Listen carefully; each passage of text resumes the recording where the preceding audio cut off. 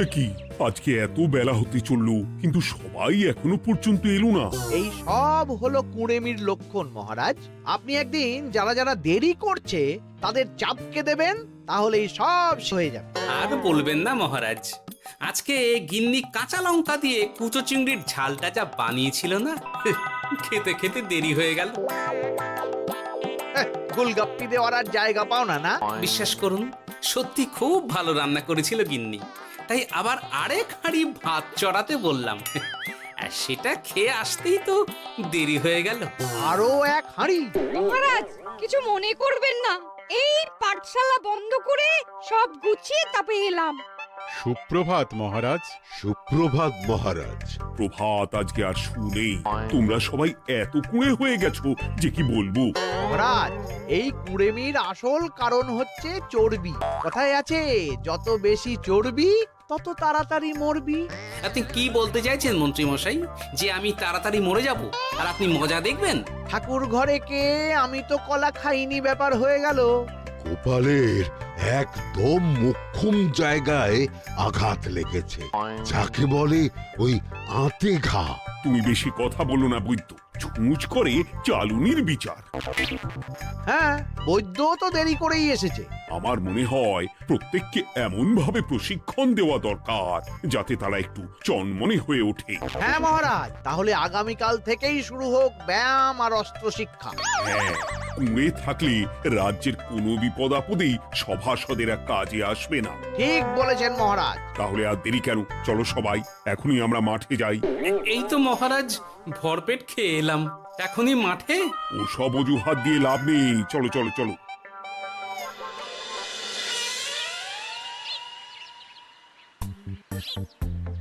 এবার সবাই সারিবদ্ধভাবে দাঁড়িয়ে পড়ো। এ কি, গোপাল কোথায়? মহারাজ, গোপাল আপনার পিছনে দাঁড়িয়ে আছে, চুপি চুপি। এই এই এই গোপাল, যাও যাও, মাঠের মাঝখানে গিয়ে দাঁড়াও। এই চাঁদি ফাটা রোদে কেন মহারাজ সুস্থ শরীরকে ব্যস্ত করছেন? এইসব বাজে কথা শুনতে চাই না। শুয়ে বসে থেকে শরীরের কি অবস্থা করেছো? শরীরের নাম মহাশয়, যা সবে তাই সয়। তুমি যাবে না, তোমাকে এক্ষুনি বরখাস্ত করব। কি জ্বালা! যেখানে আমার সব কাজ বুদ্ধি দিয়েই হয়ে যায়, সেখানে গায়ের জোরের কি দরকার? হ্যাঁ, এই গোপাল, আমি 1 থেকে 3 অব্দি গুনবো, তারপরে সবাই এই মাঠের ধার বরাবর 5 বার পাক দিয়ে দৌড়বে। ঠিক আছে মহারাজ, আমি প্রস্তুত। আমি রোগা পটকা আছি, কোনো সমস্যাই হবে না। হয়ে গেল। সবাই প্রস্তুত? 1 2 3। কি হলো গোপাল, দৌড়াও দৌড়াও। মহারাজ, এর থেকে বেশি জোরে পারবো না। আই, কে আছো? একটা কঞ্চি দাও। এই সেরেছে। বেশ হয়েছে, বেশ হয়েছে। ব্যাটার এবার চর্বি কমবে। কি হলো গোপাল, হ্যাঁ হয়ে গেল? হ্যাঁ?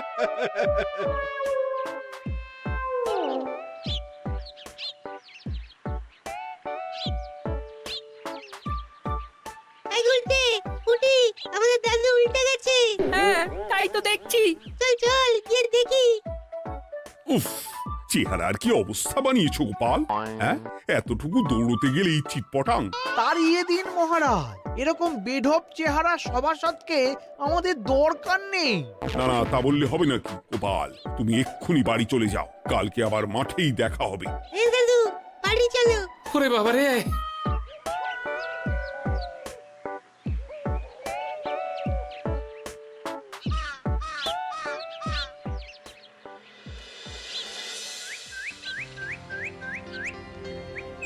আরে ধুর ছাতার মাথা, তখন থেকে জল খেয়েই চলেছ। কি হয়েছে সেটা বলবে তো? শরীর চর্চা হয়েছে, শক্তি খরচা হয়েছে, আর পারছি না। উফ, বাপরে বাপ, কি পায়ে ব্যথা! এই জন্যেই আমি বলি বাপু, একটু বপুটাও নড়াও, কিন্তু কার কথা কে শোনে? ওরে বাবা, অকারণে সুস্থ শরীর ব্যস্ত করবো কেন বলো তো? বেশি নড়াচড়া করলেই আয়ু কমে যায়। তোমার এই বাজে কথা কোন শাস্ত্রে লেখা আছে শুনি? শাস্ত্রে কেন যাব, বাস্তবে জলজ্যান্ত উদাহরণ আছে। আমি মানতে পারছি না। হুম, মানতে পারছি না বললে তো হবে না, তোমাকে মানতেই হবে। বেশ, প্রমাণ করো। আমি যদি তোমাকে প্রমাণ করে দিতে পারি, তাহলে আজ থেকে বাড়ির বাজার দোকান করার দায়িত্বটাও তোমাকেই নিতে হবে। দিদা, তুমি তো ফেঁসে যাবে, দাদুর সঙ্গে বাজি লড়বে না। এই বাদ দে তো, তোর দাদু আগে প্রমাণ করুক যে বেশি নড়াচড়া করলে বয়স কমে। হ্যাঁ তাহলে বাজি? হ্যাঁ, বাজি। আচ্ছা ঠিক আছে, বেশ। তুমি তুমি একটা পশুর নাম বলো তো, যারা খুব তাড়াতাড়ি দৌড়োয়। ঘোড়া, হরিণ, চিতাবাঘ আরো আছে। আচ্ছা, এবার সবচেয়ে আস্তে আস্তে কোন পশু চলে, এরকম একটা পশুর উদাহরণ দাও। কেন, কচ্ছপ? এই তো পেয়ে গেছে উত্তর। এবার তুমি বলো তো, কচ্ছপ কত বছর বাঁচে, আর ঘোড়া, হরিণ, চিতাবাঘ এরা কত বছর বাঁচে? চিতাবাঘ, ঘোড়া কেউই 30 বছরের বেশি বাঁচে না, কিন্তু কচ্ছপ 300 বছরও বেঁচে থাকে। হেরেছে, হেরেছে, আমার বউ হেরেছে। উফ, জীবনের কত বড় চাপ নেমে গেল। হ্যাঁ, এই তুমি আমাকে এভাবে হারালে। তখনই বললাম দাদুর সঙ্গে বাজি লড়তে যেও না। নাও এবার খেলা সামলাও।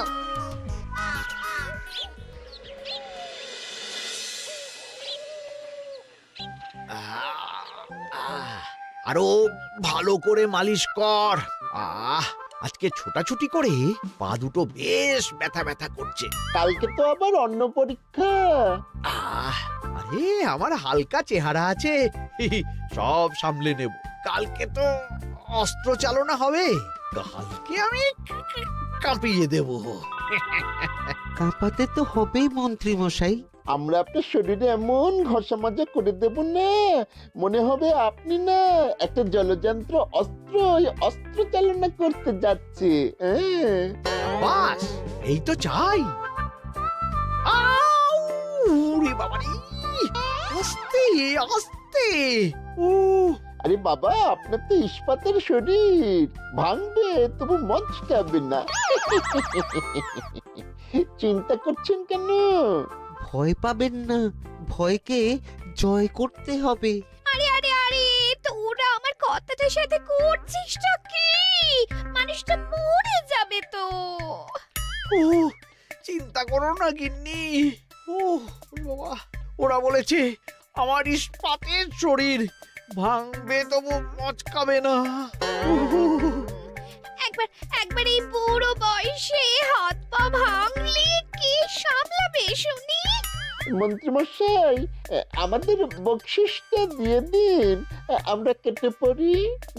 বাবারে বাবা, দিচ্ছি। এনে এত খাটানোর পরে এতেই এখন খুশি থাক। হ্যাঁ,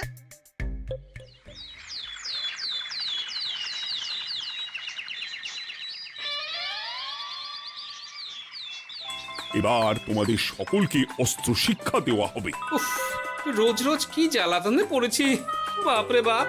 বাবা মা কাউকে ডাকার দরকার নেই, ভালো না লাগলে রাজসভা চাকরি ছেড়ে চলে যাও। মহারাজ, এটা তো উচিত নয়। যে যেটাই পারদর্শী তাকে সেটাই করতে দিন না।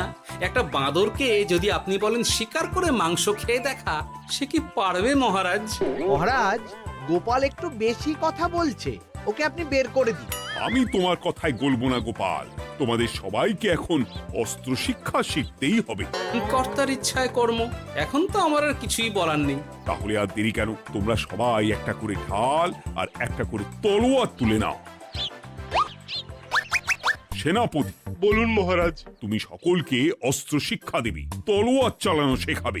এক এক করে প্রত্যেকে তোমার কাছে যাবে আর এক এক করে তুমি সবাইকে তলোয়ার চালানো শেখাবে। আচ্ছা মহারাজ, তাহলে ওই সবার প্রথমে চলে আসুন মন্ত্রী মশাই। হ্যাঁ, আমি প্রস্তুত। আমার শরীর ইস্পাতের মতো, ভাঙবো তবু মচকাবো না।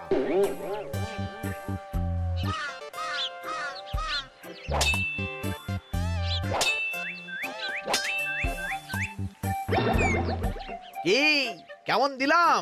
অত সহজ নয় সেনাপতি। আমি মন্ত্রী এমনি এমনি হইনি, আগে অস্ত্র শিক্ষা শিখে তবে মন্ত্রী হয়েছি। এটা কি হলো? হ্যাঁ, আপনি অস্ত্র শিক্ষায় পারদর্শী, কিন্তু আরো বিচক্ষণ হতে হবে। কারণ আজকে এই পাগড়ির জায়গায় আমি যদি তলোয়ার আপনার গলার দিকে চালাতাম, তাহলে কিন্তু আপনার এই ভবলীলা এখানেই সাঙ্গ হয়ে যেত। ঠিক আছে, ঠিক আছে, মনে রাখবো। এবার বাকিদের তো ডাকো। হ্যাঁ, এরপরে তলোয়ার চালানো শিখতে আসবে গোপাল। গোপাল দাদু, গোপাল দাদু। বাবা বাবা বাবা, গোপাল তুমি আবার দল বল নিয়ে এসেছো। দেখি তোমার কত দম। গোপাল, তুমি প্রস্তুত হও। হ্যাঁ হ্যাঁ, আমি প্রস্তুত। ওরে বাবারে, এ তো ভয়ানক চাপের কাজ, আমাকে বেশ বেগ পেতে হচ্ছে। সামলাও গোপাল।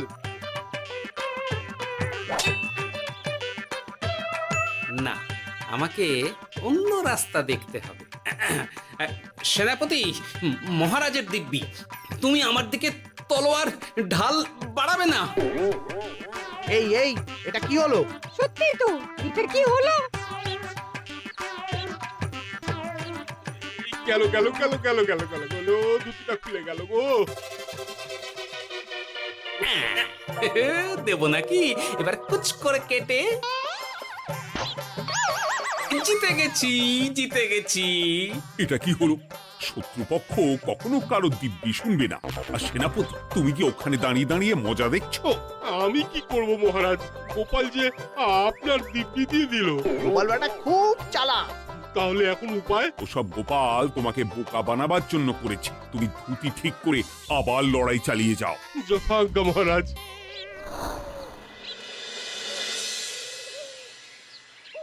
কিরে ন্যাপলা, তোদের দিদা আমার জন্য কি রান্না করে পাঠিয়েছে রে? এই তো ভাত, আলু সেদ্ধ, এই পুঁই শাকের ঝোল আর রুই মাছের ঝাল। আর তোদের যে তোষক, বিছানার চাদর আনতে বলেছিলাম, এনেছিস তো? ওই তো দাদু, কুটির গুলটে আর বাকিরা সবাই ধরাধরি করে নিয়ে আসছে। ব্যাস, তাহলে তার কোনো চিন্তা নেই। খেয়ে একটা জব্বর ঘুম দেব, কারণ এখানে যা রঙ্গ দেখছি তাতে বিকেল হয়ে যাবে। তলোয়ার শিক্ষা আজকের মতন এটুকুই থাক। এবার শুরু হবে বল্লম শিক্ষা। সবাই আবার আগের মতন সারিবদ্ধভাবে দাঁড়িয়ে পড়ো।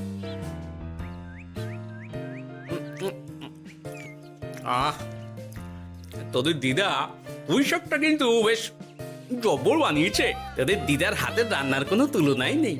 আহা, কি স্বাদ! কি গোপাল আবার কোথায় গেল? এই তো মহারাজ, আমি এখানে ওই পুঁইয়ের ঝোল আর রুইয়ের ছাল দিয়ে ভাত খাচ্ছি। এসব কি মাঠের মধ্যে খাওয়া? আরে শরীরটাকে তো রাখতে হবে। তাড়াতাড়ি খেয়ে এইদিকে এসো। আসছি আসছি আসছি। এবার আমি তোমাদের দেখাবো কিভাবে বল্লম নিয়ে তেড়ে যেতে হয়। দেখান মহারাজ।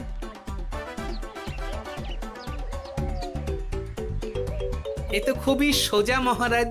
ঠিক আছে, তাহলে বল্লম নিয়ে তেড়ে যাও দেখি। দিন, আপনার হাতের বল্লমটাই দিন।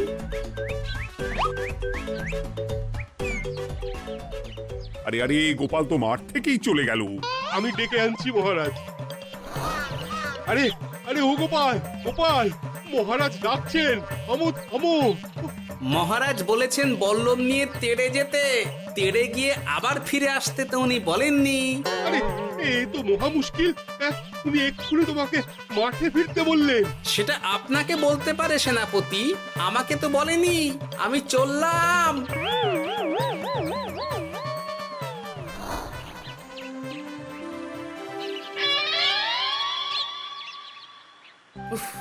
বাবারে বাবা, কি ঝক্কি! অনেক বুদ্ধি করে মাঠ থেকে খাটে চলে এসেছি। আমি আর উঠছি না।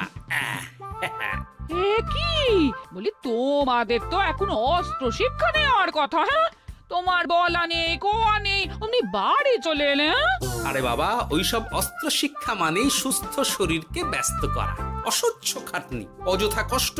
কষ্ট করলে তবেই কেষ্ট পাওয়া যায়। হ্যাঁ, তোমায় আমি আগেও বুঝিয়েছি, যেখানে বুদ্ধি কথা বলে সেখানে দেহের শক্তি নীরব দর্শক গিন্নি। আরে বাবা, সে না হয় বুঝলাম, কিন্তু মহারাজ তো ভালোর জন্য সবাইকে অস্ত্র শিক্ষা দেওয়ার চেষ্টা করছে না? আরে বাবা, যার যা কাজ তাকে সেটা করালেই পারে। মহারাজ তো সেটা বুঝতেই চাইছেন না। আমি এখন ঘুমো।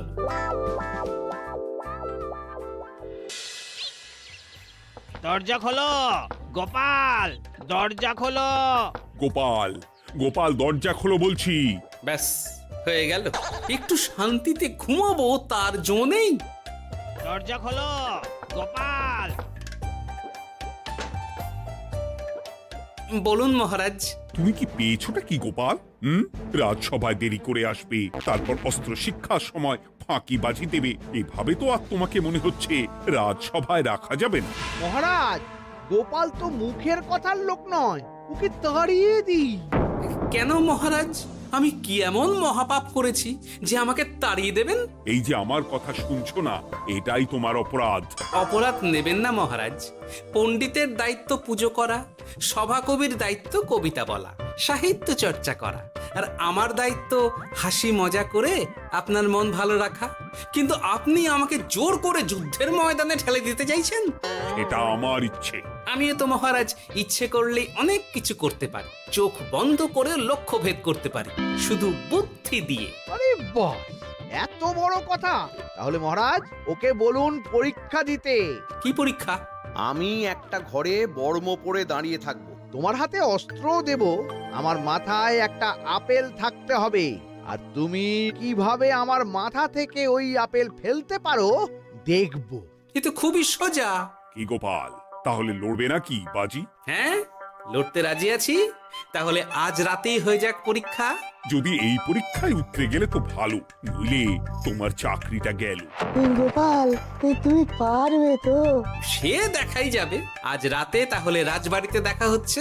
যদি আমি এই পরীক্ষায় বিফল হই, তাহলে আমার চাকরি আপনি কেড়ে নেবেন, আর যদি সফল হই তাহলে মন্ত্রী মশাইকে শাস্তি দেবেন। আমি নিজে সারা কৃষ্ণনগরে নাক্ষত দেব। বেশ, দেখা যাক।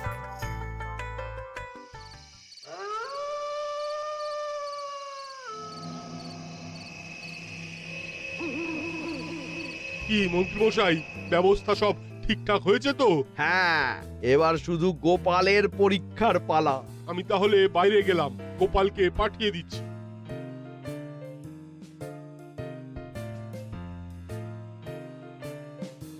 এবার যাও গোপাল, ঘরের ভিতরে যাও, দেখি তুমি কি করে মন্ত্রীর মাথা থেকে আপেল ফেলতে পারো।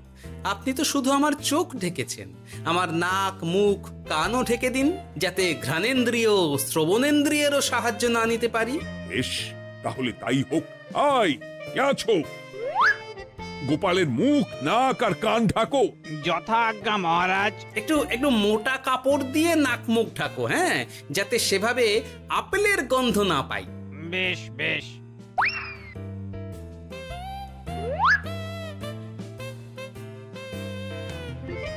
যাও গোপাল। গোপাল, এবার তোমার চাকরি গেল। এবার তুমি কি করবে? কি করবে? দৌড় ঝাঁপে ফাঁকিবাজি? হ্যাঁ,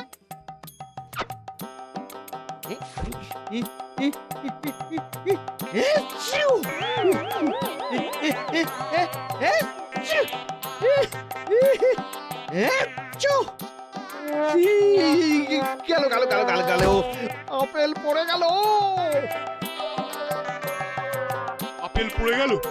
মহারাজ, এর মধ্যেই গোপাল আপেল ফেলে দিয়েছে। ঘরের ভেতরে চলো।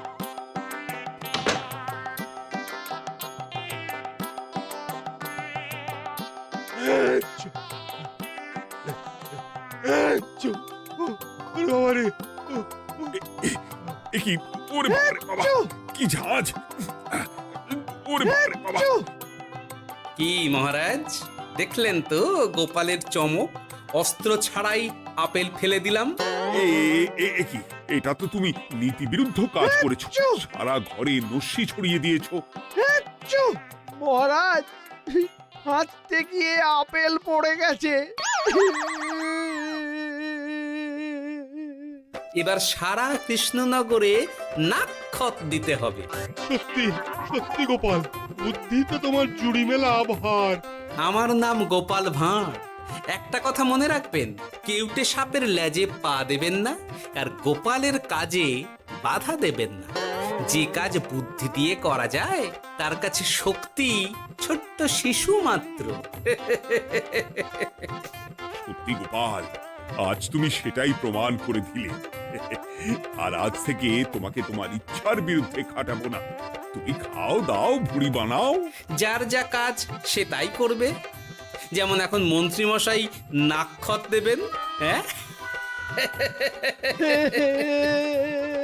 ভুল করে বাজি ধরে ফেলেছি, এখন নিজেই চাপে পড়ে গেলাম। তাহলে আর দেরি কেন? নাক্ষত এখন থেকেই শুরু হোক। কৃষ্ণনগরের রাস্তা শেষ হতে হতে সকাল হয়ে যাবে।